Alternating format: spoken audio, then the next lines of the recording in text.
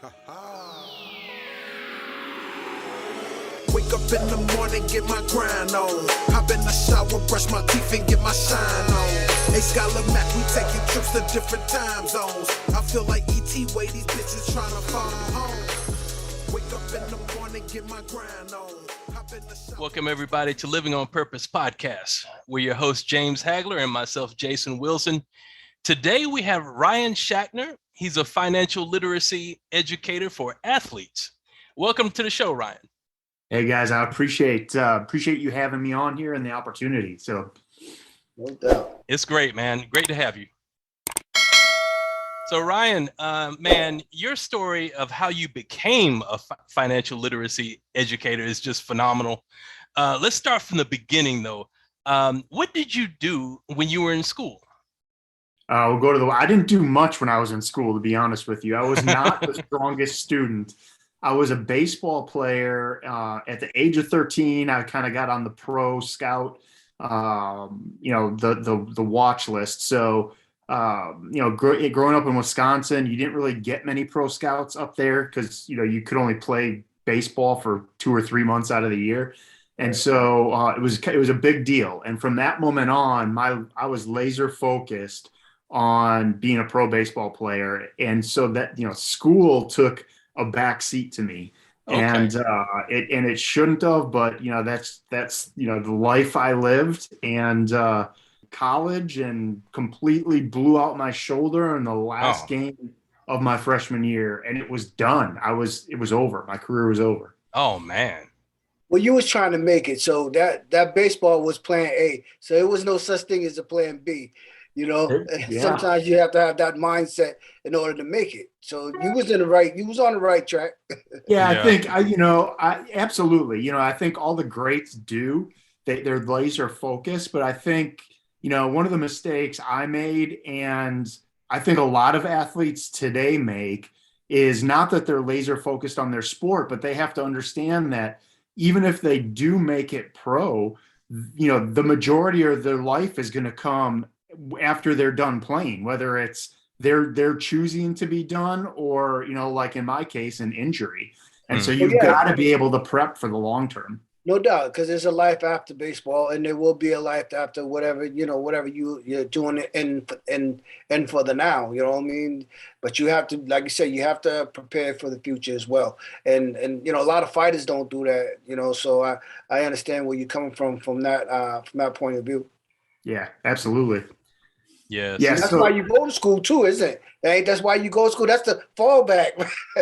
Absolutely. Absolutely. That's why you pay attention. I think if more guys knew what opportunities lied after their sports, and because they were an athlete, when I talk to schools, athletic departments and pro teams, I talk about, Fortune 500 companies spend hundreds of millions of dollars a year to figure out how to hire athletes. And it's because they have skills that athletics has taught them that translates to, the business world perfectly, but those same skills aren't taught in normal academics, right? So if you're not an athlete, you're not developing those skills, and they're in such high demand. And I think if athletes knew that, and internalize that, then they might pay attention. Like in my case, I might have paid attention in math class a little bit more, Right. Well, it's hard to do both, because in reality, it ain't both.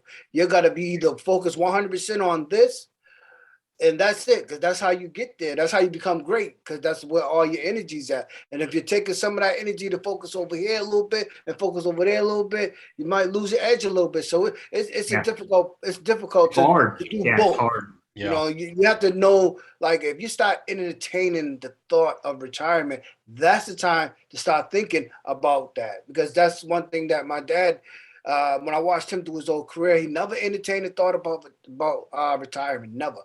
And then all of a sudden, he said after the Hearns fight, he said, I'm good. He started entertaining the thought at that point. So at that point, he was done. Yeah. Forget about the other 2 fights that came after that. But he was up, because once you entertain that thought, that's it. You know what I mean? You're already subconsciously, you're already leaning that way. So it takes a little bit from you. Yep, absolutely. Yeah. So I then, I took my shoulder injury, and I realized real quick, like, hey, I've got to figure this out because, I don't really I don't have a resume to throw in front of someone and get hired. Right. And so, because of my connections in baseball growing up, I was able to get a really good internship. And, I always say I had a 2.4 GPA, and that's after rounding up.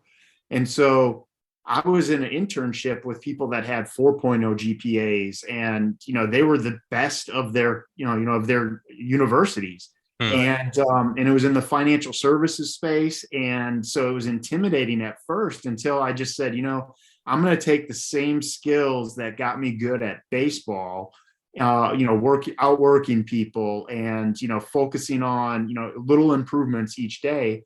And I ended up being in the top 10 in the whole company for interns that year. And so, I took that and I did that 3 years. I graduated from college, and then I moved from Wisconsin down to Charlotte, North Carolina, and started my own financial planning firm, and grew really, really quick.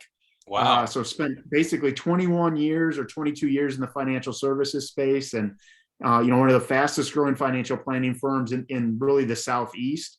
And then right before COVID shut everything down, I get a email from a UNC Charlotte basketball player, and he's looking for an internship to come in and get into the financial services space. And so I said, sure, let's go grab coffee.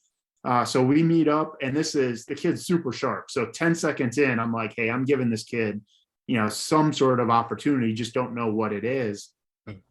Further conversation, finance major, and, at UNC Charlotte, it's not in Ohio State, but it's not insignificant, right? Right. And he couldn't really answer basic financial questions. And so that turned into, me putting together a presentation to be able to go out and talk to the team.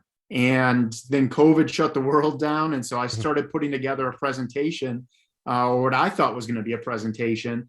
And it really, what I wanted it to be, and who I wanted it to attract was me as a student athlete. So the person that is focused on their sport, has a lot of potential, and I got to make it entertaining, because if it wasn't entertaining, it wasn't going to grab me.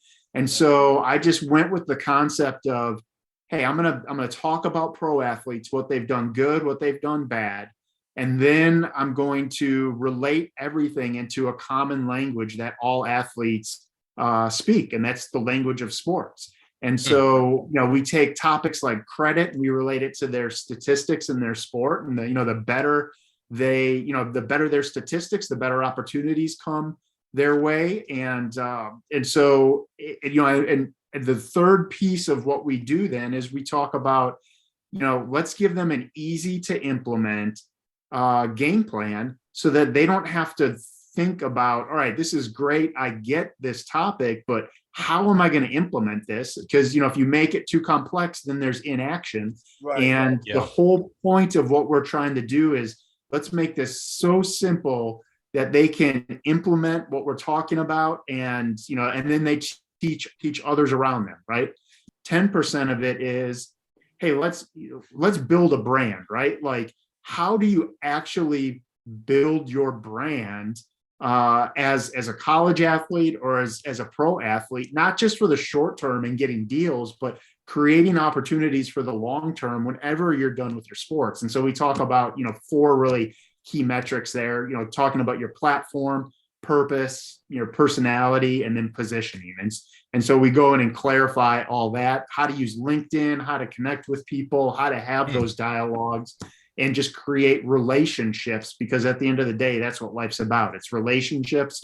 And the more relationships you've established, the better off you're going to be. And so that presentation, I sent it to a buddy. He sent it to some publishers. They wanted to do a book. So I get a phone call, and they say, hey, we want to do your book. And I was like, man, it's a presentation. It's not a book.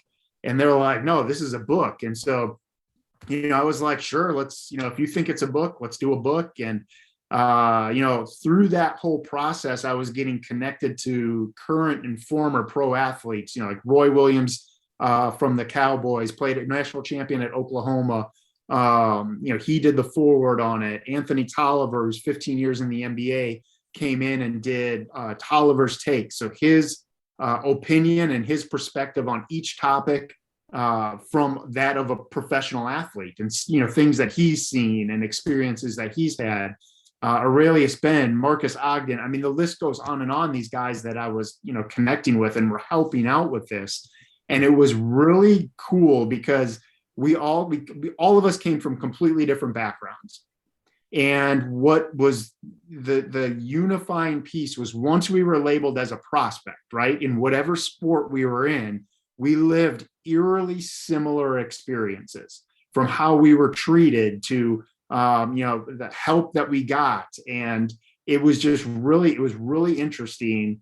And because of that, because of all those relationships, then I get started introduced to, some pro teams and some athletic departments. And, it turns into an actual business where now we're out there doing talks, but we're also creating resources for student athletes, not just on financial literacy, but it's evolved into, talks about credit, but, we enlist alumni to talk about, realtors. This is what you should ask a realtor. This is what your experience should be, to mortgages, to now we're talking to some of the best mental health,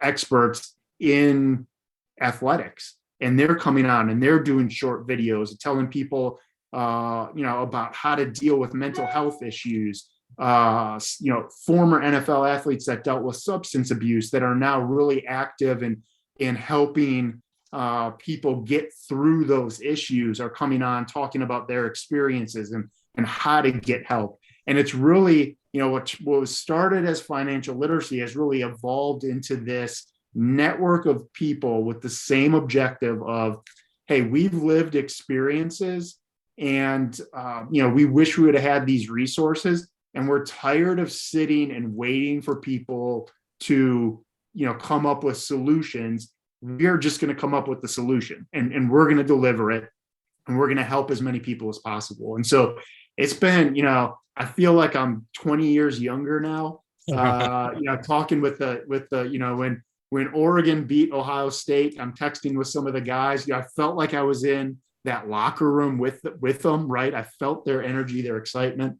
And so it's been a wild ride, just in the last, since COVID, the last, year and a half, 2 years. So, man, that's amazing, man.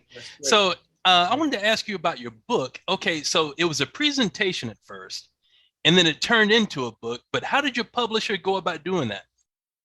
I mean, did he have you go back and add some chapters to the book, or how did that work? No. So, it was really, my presentation style, when I'm coming up with ideas, I'm just dictating stuff, right? So just like you would dictate a text message to someone, I did that through the whole book. And so wow. I have ideas here and there, and then I circle back, it was a jumbled mess, right? Like I always tell people, if I had to actually type it out, I'd still be on the introduction, because, I hunt and peck and I rethink things, right? So I was just walking around the house, talking and coming up with ideas, and through all that, they actually had to whittle it down a little bit, to make it, into that book. But I had all the content there. It was just making it, editing, adding periods and capitals and, spell checks and that sort of stuff. So it was pretty unique on how that actually turned into a book. That's cool. So it just took some time to get it right. So you had to, like you said, you want back. Sometimes you think you got a great idea, you write it down, everything is nice, and then you let it sit for a while. Come back a couple of days, you're like, wait a minute, no, it needs to be it. You start seeing it a little clearer than what it was the first time, and actually it comes out better. You're like, wow. I thought at the time, that was, that was it. but nah, it's not. I got something better. You know what I mean? Yeah. Yeah. Well, and it happens even now. I'm like, man, I wish I would have said this in this. Yeah. You know, and it's That's the like, point I'm all talking. right, Yeah. well, Yeah, you'd be like, man, I could have put this in that. And Yeah. I always do the same thing. So I'm like, man, how can I get that? How long do I have to wait?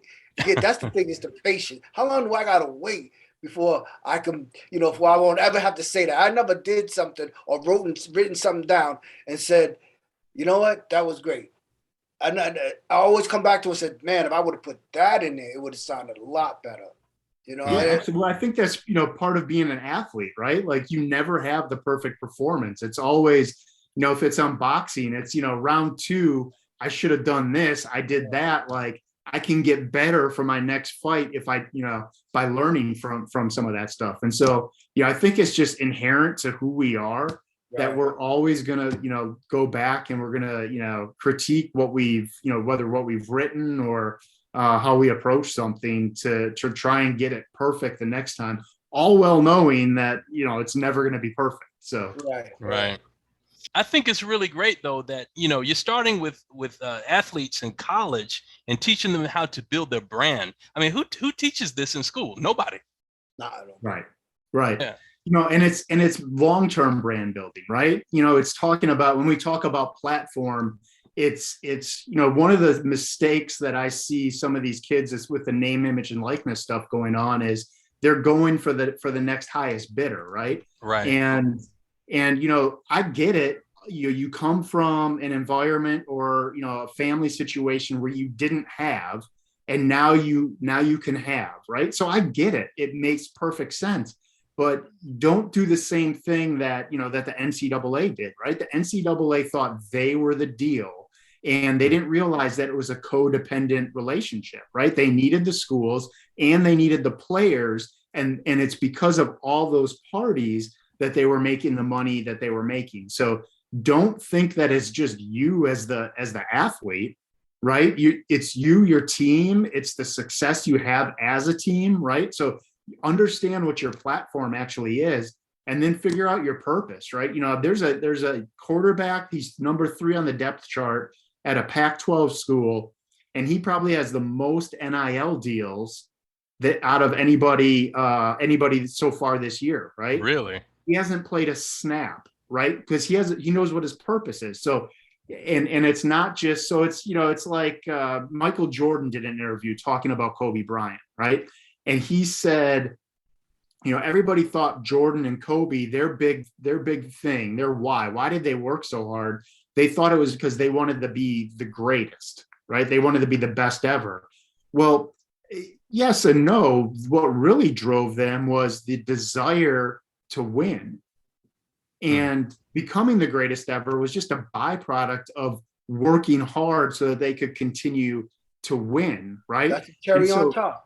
Yeah, I mean, and that, and everything else kind of went. So what is your actual purpose, right? Are you trying to, Inky Johnson, one of my favorite, I don't know him. One day I'm gonna meet him and we're gonna be friends. But one of my favorite people, when he was told that he was gonna be a first round draft pick, he called his mom and he was like, listen, never again, you're gonna have your own house. We're not gonna have 12 people in a single, it's 1-bedroom house. We're never going to have to go through Christmas just being thankful. We're going to have gifts, right? So, and then when his injury happened and he couldn't play football anymore, he still rose to the occasion and created something big because he wanted to make sure that he could bring his family out of that environment, right? And so his purpose, what actually drove him wasn't becoming rich, right? It was bringing his family and bringing as many people along with him so that they didn't have to repeat some of those, some of the economic cycles and all that kind of stuff that they went through. So what is your purpose? Are you just trying to make money, or are you trying to do something greater? And it's being able to identify that. And then we talk about, personality. We see on Twitter and TikTok and Instagram, people acting like they think they should act, right? And it's, who are you really, right? Like, it's okay to be you, and let's display who you are. because you're going to get endorsement deals because of who you are. Exactly. Right. And so just be you. Don't pretend to be somebody else. That's like a life lesson. The older you get, the more you realize, like, why did I do that? Right. Right. And then we talk about positioning, right? It's not just about, especially with name, image, and likeness, it's not just about getting money now, but what if Coca-Cola wants to sponsor you? And instead of taking $10,000, you said, give me $8,000 and give me 15 minutes with the CEO so that I can develop a relationship, because that relationship is going to be more valuable than that money you're getting. Yeah. And you know what? That 15 minutes is going to be an hour, because they want to get to know you. I mean, there's a reason why fantasy football is, a multi-billion-dollar industry, right? It's because people that can't play sports, right, they want to be a part of it. And so you're able to give, these individuals, these, CEOs or executives or whoever, insight that they can't get by reading ESPN.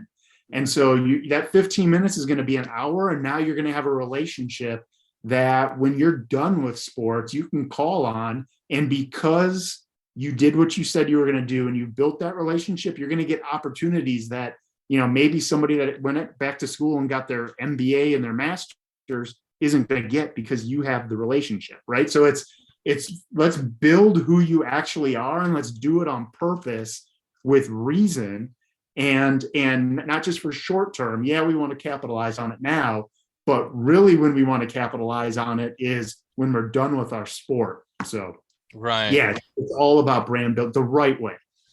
Well, just like you said about, knowing your purpose. I remember watching, I seen it on TV, watching 50 Cent had said something about that. He says, I don't make this money to be rich.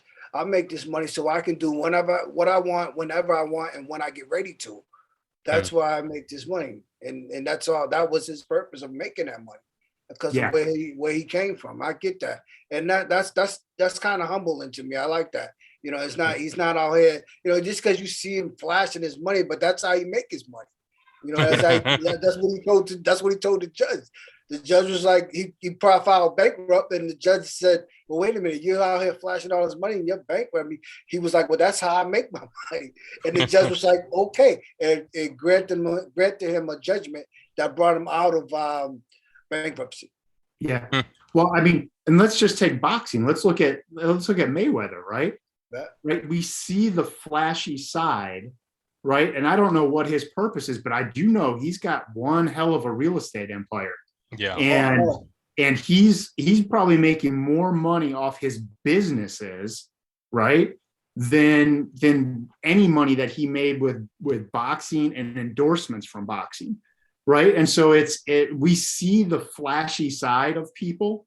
Right. What we don't see, and I wish we would see more of, is, hey, look at what he did as a businessman, right? Yeah. Forget the boxing. Like, the empires that some of these guys build are absolutely, I mean, they rival some of the best, some of the smartest people in the world, quite frankly. Right. As far as those NIL deals go, Ryan, do you recommend that players hire an agent to help them get these deals, or are they able to get these deals by themselves using social media?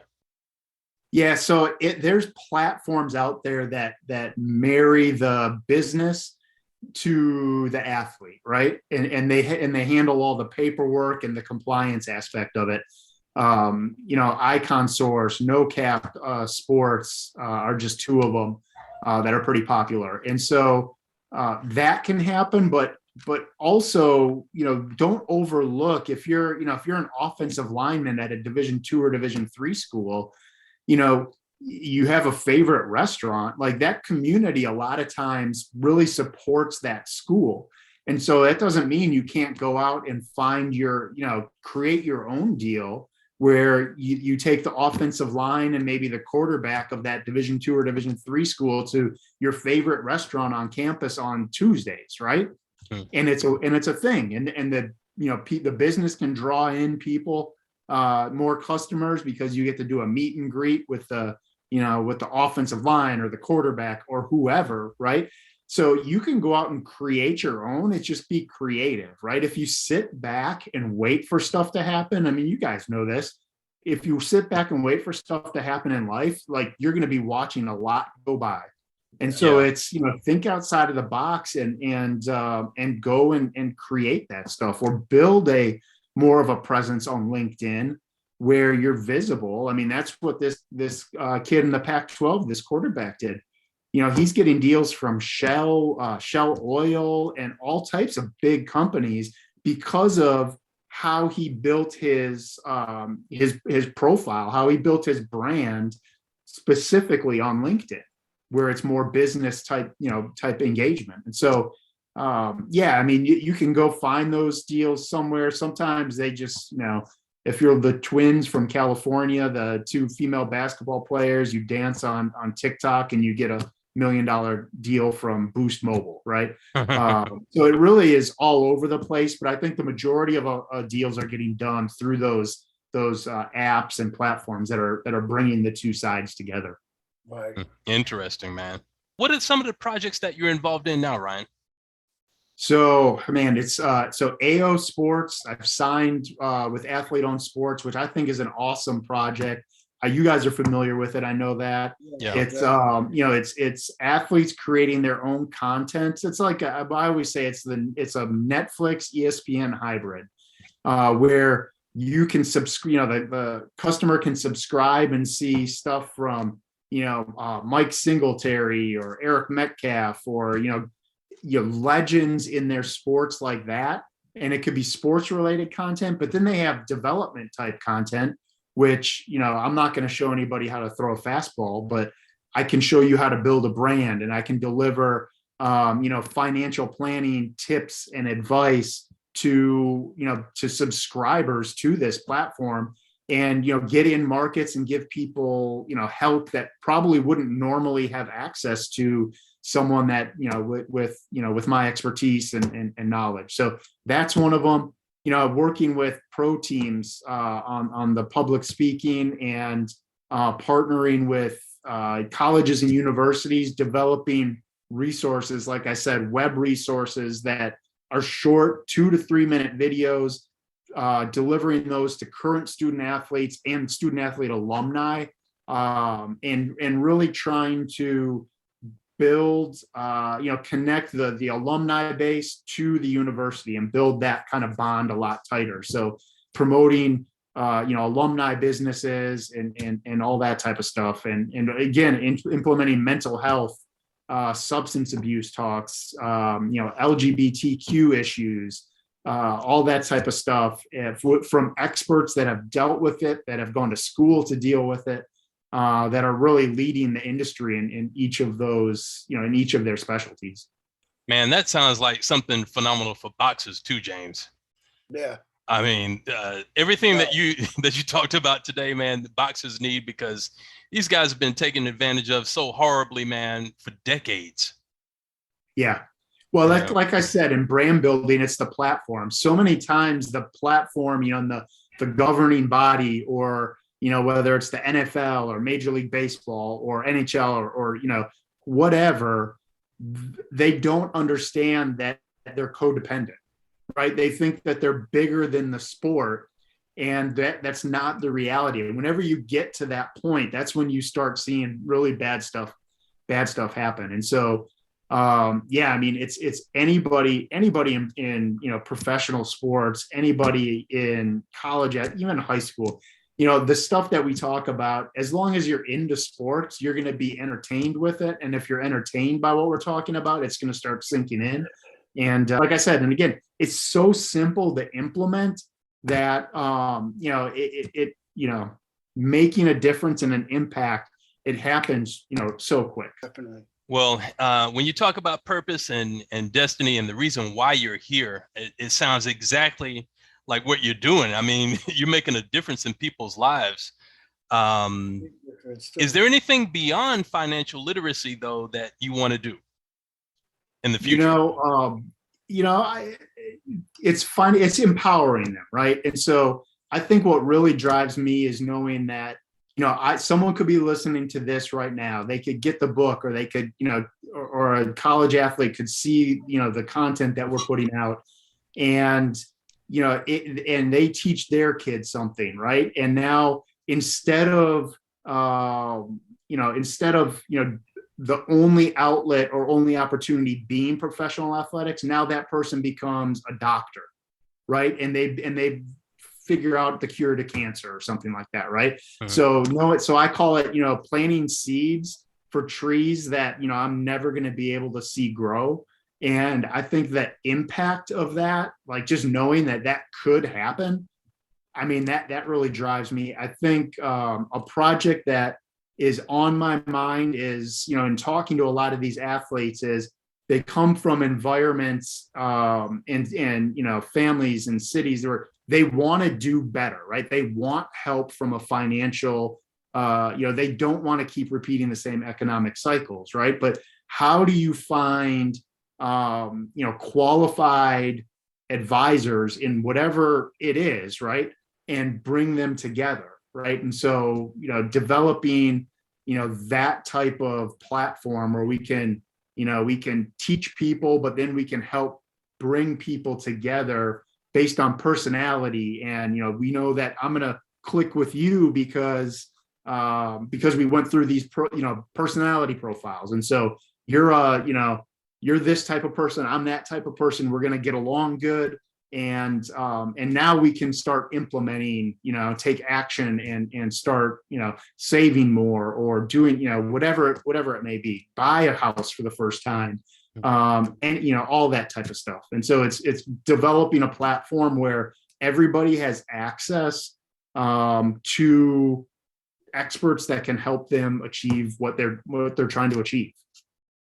Fantastic, man. This has been a great interview.